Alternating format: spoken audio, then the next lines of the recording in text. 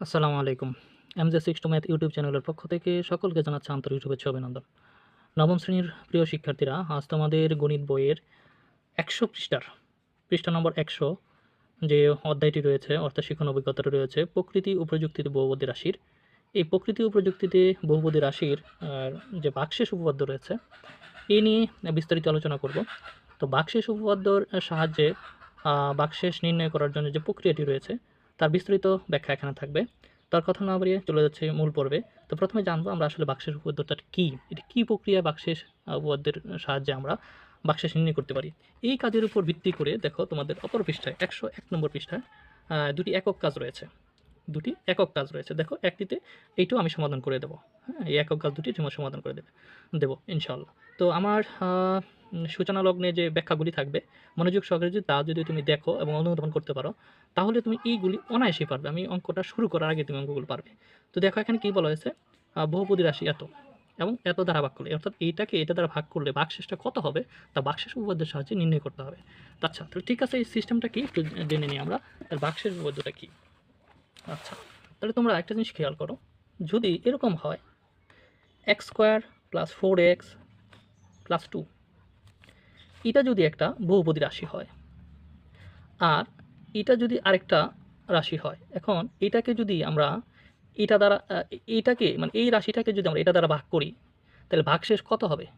যেমন আমরা যদি 2 দ্বারা 5কে ভাগ করি, 2 দ্বারা 5কে যদি আমরা ভাগ করি তাহলে ভাগশেষ কত থাকবে আমরা কী করে পাবো, এই 2 দ্বারা আমরা 5কে ভাগ দেবো, তাই না। তাহলে 2 দ্বারা যদি 5কে ভাগ দিই তাহলে আমরা লিখতে পারি 2 দুগুণে 4 রয়ে গেল 1, তাহলে ভাগশেষ রয়ে গেল 1।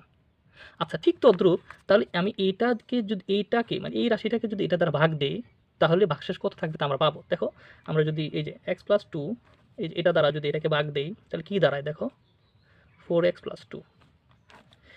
আচ্ছা, তাহলে এখন এই ভাগ প্রক্রিয়াটা কীভাবে করতে হয় এটা কিন্তু আমার বিস্তারিত একটা ভিডিও রয়েছে, সেটা তোমরা একটু দেখে নিতে পারো। তারপর আমি সংক্ষেপে এখানে তোমাদেরকে বুঝিয়ে দিচ্ছি। এখানে প্রথম পদটা নেব আর এখানে প্রথম পদটা নেব, রাফ করবো সেটা। এই প্রথম পদটা উপরে লিখবো আর এই প্রথম পদটা নিচে লিখবো। এখন এটাকে কাটাকাটি করলে কী থাকবে, x থাকবে, অর্থাৎ এখানে x² আর এখানে x ভাগ দিলে একটা x থাকবে। এই xটা এখানে লিখবো, লেখার পর এই x দ্বারা এই সবগুলোকে এখন গুণ করব এই x দ্বারা, তাহলে x দ্বারা গুণ করলে কী হবে, x² এটা এখানে লিখবো প্লাস, আচ্ছা এখানে 2 না ধরে আমি 4 ধরি, এখানে কত 4 ধরলাম, এটা 4।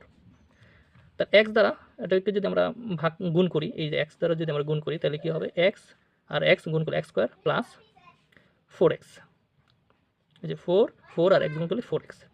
ওকে, তাহলে এখানে কী রয়ে গেল, এই যে এখন বিয়োগ করবো আমরা, বিয়োগ করলে বিয়োগের সময় নিচের চিহ্ন পরিবর্তন হয়, অর্থাৎ এটা বাদ যাবে, এটা বাদ যাবে, এটা মাইনাস এটা প্লাস, বাদ এটা মাইনাস এটা প্লাস, অর্থাৎ বিয়োগের সময় আবারও বলি বিয়োগের সময় নিচের চিহ্ন পরিবর্তন হয়।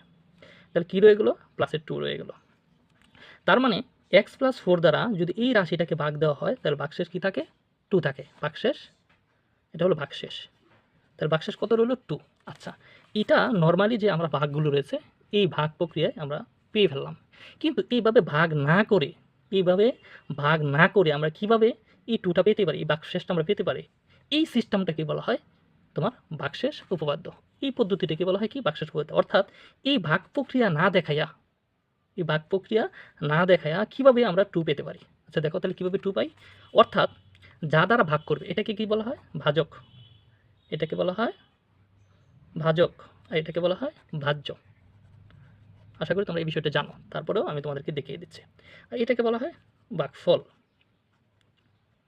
ওকে, তাহলে ধরো এই জিনিসটাই, হ্যাঁ এই যে এই জিনিসটা x² + 4x + 2, এই রাশিটাকে x + 4 দ্বারা ভাগ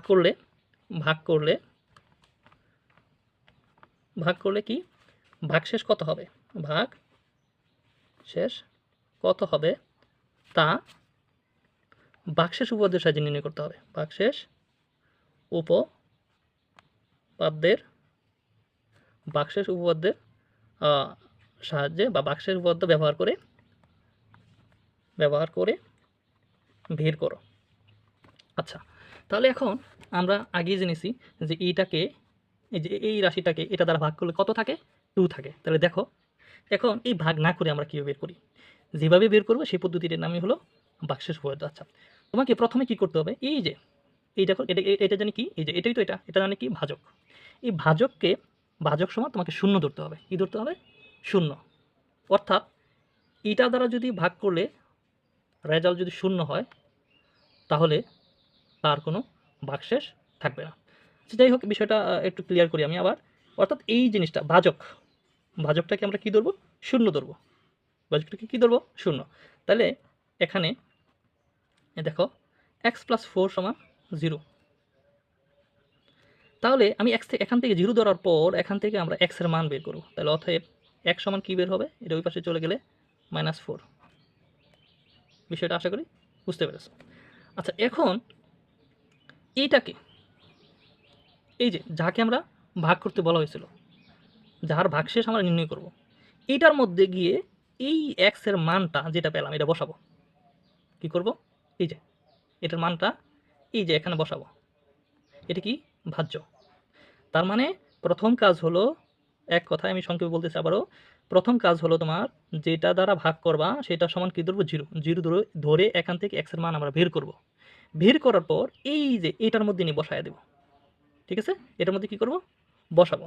তাহলে আমরা এরকম লিখতে পারি, ধরি এটা সমান আমরা ফাংশন অফ ধরে নিতে পারি, ফাংশন অফ x ধরতে পারি, ফাংশন অফ x এটা, অর্থাৎ এটাকে তুমি ফাংশন অফ x ধরতে পারো, 4x, না ধরেও করা যায়। অতএব ফাংশন অফ এই x এর জায়গায় তুমি এই মানটা বসাবে, -4। দেখো বসাইতেছি, এই যে -4। বিষয়গুলো আশা করি বুঝতে পারতেছো। 4 x এর মান -4 + 2 সমান, এখন আর এটা আর করার দরকার নেই, এটা করলেই হবে। তাহলে 4 এর উপরে স্কোয়ার তার মানে 16, 4 এখানে 2টা, আর মাইনাসের উপরে স্কোয়ার থাকলে মাইনাস আর হয় না, প্লাস মাইনাসে মাইনাস, 4 4 16 + 2। এই যে প্লাসের 16 মাইনাসের 16 বাদ, তাহলে কী রইলো? 2। এই যে শুধু 2 রয়ে গেলো। তাহলে আমার কত রইলো? 2। তাহলে এই যে এখানেও কত ছিল, এটা দ্বারা এটা ভাগ করার পরে কত ছিল ভাগশেষ? 2। তাহলে আমার এখানেও রইলো 2। তার মানে এটাই হলো ভাগশেষ। তাহলে কি বুঝলাম? যে এই যে প্রক্রিয়া আমি 2 পেলাম, এটাই হলো ভাগশেষ। অর্থাৎ এটা কার ভাগশেষ? এই ফাংশন অফ x এর ভাগশেষ। আর ফাংশন অফ x মানে কি? এটা। তার মানে এটার দ্বারা এটাকে ভাগ করলে ভাগশেষ কত থাকবে? 2 থাকবে। এই যে প্রক্রিয়া বের করলাম, এই প্রক্রিয়াটার নাম হলো ভাগশেষ উপপাদ্য। এখানে দেখো তো, এখানে আমি দেখো, এই যে এখানে এটার ভাগশেষ 2 পেলাম ভাগ প্রক্রিয়ার মাধ্যমে। আর এখানে কি ঠিক এইরকম প্রক্রিয়া আমরা পেলাম 2? না, এখানে একটা বিশেষ একটা প্রক্রিয়া অনুসরণ করা হয়েছে।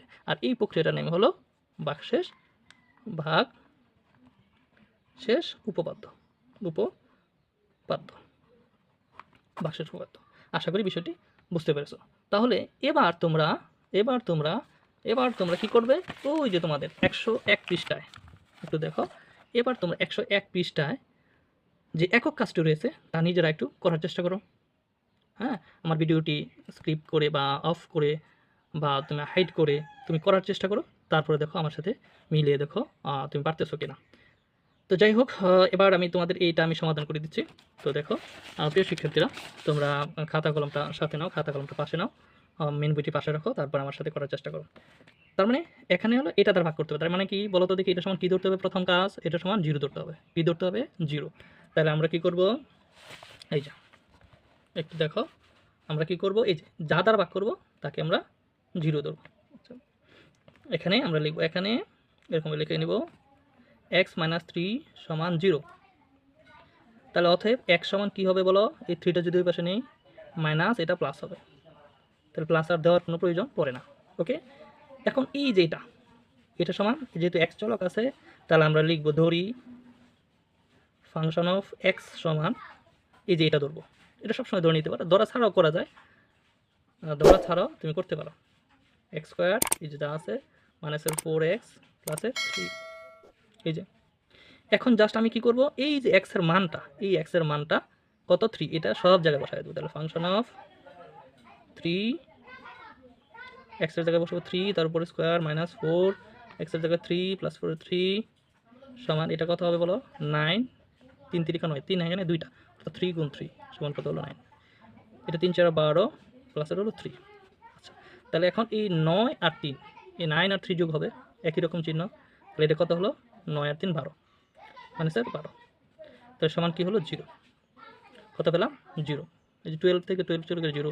তার মানে কি ঘটলো, এখানে ভাগশেষ কী হবে, শূন্য। অর্থাৎ তুমি যদি এইটাকে এই রাশিটাকে এটা দ্বারা ভাগ করো, তাহলে ভাগশেষ কত হবে, শূন্য হবে, ভাগশেষ শূন্য। তাহলে এই কথাটা জানতে চাইছে ওদের ভাগশেষ, অর্থাৎ এত দ্বারা ভাগ করলে ভাগশেষ কত হবে, তা ভাগশেষ উপপাদ্যের সাহায্যে বের করো। তাহলে ভাগশেষ উপপাদ্যের সাহায্যে আমরা বের করলাম, অর্থাৎ ভাগশেষ থাকবে অতএব ভাগশেষ এখানে ভাগশেষ